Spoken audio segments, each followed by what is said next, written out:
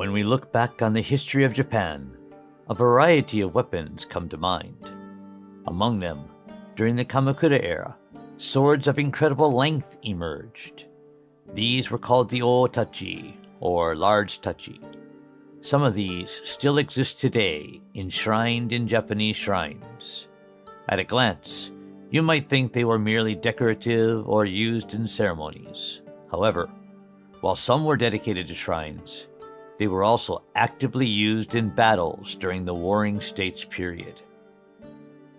The Ōdachi, as the name implies, is a large sword. Its blade length is about 35.4 inches or more. There are records of some reaching even 10 feet in length.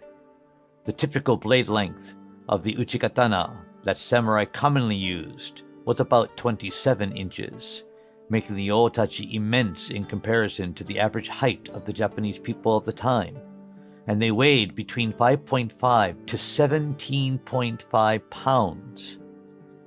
They weren't primarily weapons for infantry. They were designed for cavalry combat, harnessing the momentum of a galloping horse to strike down infantry or engage enemy riders. Some highly skilled warriors, confident in their strength, also used them in hand-to-hand combat, capitalizing on their reach to attack mounted enemies. At times, these swords, even surpassing the height of the wielder, dominated the battlefield. The emergence of the Ōdachi in Japan can be traced back to the late Kamakura period. This was sparked by the invasions from the Mongol Empire, events known as the Genko invasions. In 1274 and again in 1281, the Mongols attempted to invade Japan. They brought with them an astounding force of 30,000 men in the first attempt and 100,000 in the second. Although Japan managed to repel these invasions, the shortcomings of their battle tactics were highlighted. Traditionally, Japanese battles were characterized by individual mounted combat or one-on-one cavalry duels. However, such tactics proved ineffective against the Mongol army who employed group warfare. This form of combat had foot soldiers surrounding and combating individual cavalry with spears. Japan found it challenging to counter this approach. Post-Genko, the strategy shifted from individual horseback combat to group warfare that emphasized mobility and the deployment of more foot soldiers. Accordingly, weapons transitioned from bows and arrows to close combat using naginata and tachi. Even soldiers with limited training could now engage in combat using the spear, making it a preferred weapon for the lower-ranking infantry. The swords used by higher-ranking samurai evolved too, becoming longer to engage multiple adversaries in group combat scenarios. As a result, the Ōdachi, a sword exceeding 35.4 inches in blade length, made its debut. It's believed that the Ōdachi was influenced by the large Seiryuto, or blue dragon sword, used by the Mongol forces to mow down infantry. So you might be wondering, how did the samurai handle such a massive sword? The privilege of owning an Ōdachi was reserved for high-ranking samurai. Because the Ōdachi was challenging to handle by one person, in actuality, these samurai had their attendants carry it for them on the battlefield. When it came time to use the sword, the attendant either drew it from its scabbard for the samurai, or the samurai would draw it themselves with the attendant holding the sheath. In instances where the samurai drew the blade themselves, they might discard the sheath right there on the battlefield. While there are tales of styles where the samurai would wear the Ōdachi on their waist and draw it themselves, it's said that such techniques required a great deal of expertise. Hearing this, you might question its practicality in battle. But there were reasons beyond utility for the samurai to wield this weapon on the battlefield. One such reason was to display their status and power. By having attendants carry their sword, they could showcase their high social rank. The sheer weight and size of the Ōdachi made it a challenge to wield, so being able to handle such a sword became a status symbol in itself. Moreover, its length made intricate and swift movements challenging, and one had to be cautious when using it to avoid harming their allies. Therefore, to effectively use the Ōdachi, both physical strength and mastery in swordsmanship were essential. The Ōdachi experienced a rapid surge in popularity, but as conflicts began to wane and the Muromachi shogunate established a more stable political environment, the production started to decline.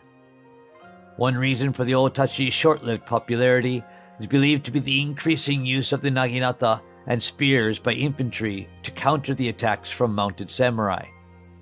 This shift made combat on horseback less advantageous. Consequently, Katana, with a blade length of around 24 inches in length, began to be mass-produced. However, it's not as if the Ōdachi completely disappeared from history. They made a comeback after the ignition of conflict in the Warring States period by the Onin War. Records show that the Asakura clan formed a battalion known as the Rikishitai, consisting of enormous, towering warriors, and equipped them with the Ōdachi. Among the Asakura vassals were the brothers Magara Naotaka and Magara Naosumi. Both wielded massive Ōdachi, roughly 63 inches in length, and were prominent in the Battle of Onegawa in 1570. Though they were eventually slain, their legendary swords, known as Taro Ōdachi and Jiro Ōdachi, are still remembered today. These blades are on display at the Atsuta Shrine Treasure Museum. The Atsuta Shrine is also renowned for enshrining the divine sword, Kusanagi no Tsurugi. Nevertheless, the number of individuals capable of wielding the Ōdachi was limited, preventing it from becoming a mainstream weapon.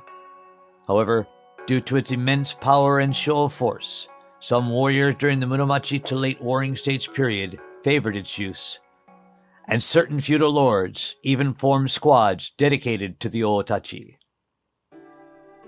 Currently, Japan has several great swords that are considered masterpieces known as Ōdachi. One of these is called the Nene Kirimaru, believed to have been used to vanquish monsters.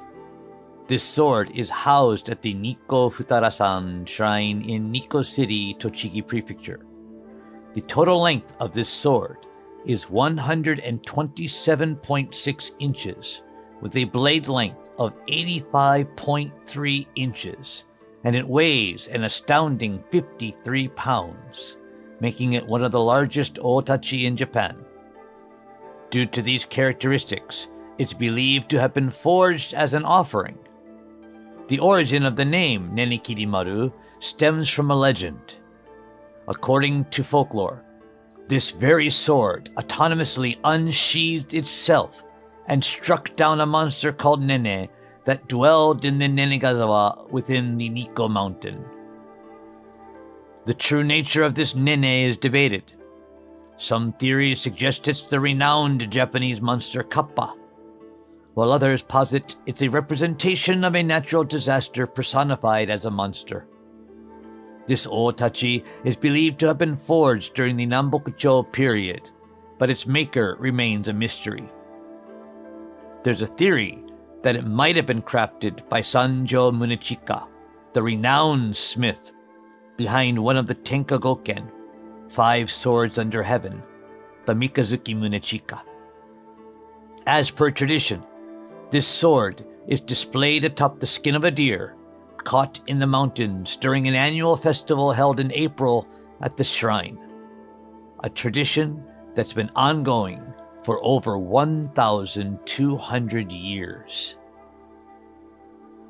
The Haja no Ontachi, crafted during the Edo period, is recognized as the largest sword in Japan. In the late Edo period, particularly in Shiomatsu City, Yamaguchi Prefecture, where the Hanaoka Hachimangu Shrine is located, the philosophy of Sonno Joi was prevalent, especially among the samurai and local residents. Sonno Joi emphasized revering the emperor as the center of governance and was also an insular ideology, advocating for the expulsion of foreigners from Japan. Around this time, Japan faced the significant event known as the arrival of the Black Ships, led by the American naval officer Matthew Perry. This heightened a sense of vulnerability in Japan against potential foreign invasions, further fueling the spread of this philosophy, which was in stark contrast to the views of the Edo shogunate, who held political power and were moving towards opening the country. In 1859, to commemorate the 1150th anniversary of the Hanaoka Hachimangu Shrine, a grand festival was planned. Coinciding with this event, a sword was commissioned to be forged with the intention to dispel malevolence and build a peaceful society. This sword, made to represent Haja Kensho, overcoming evil and showcasing the righteous path, measures an astounding 136 inches in blade length, approximately 183 inches in total length, and weighs around 165 pounds. To this day, it is heralded as the largest sword in Japan. This magnificent blade remains enshrined at the aforementioned shrine and is unveiled to the public only once a year, during a festival held in November. We hope you enjoyed this exploration into the world of Japanese swords. Don't forget to like, share, and subscribe for more exciting content about the history of Japanese swords. Until next time, sayonara.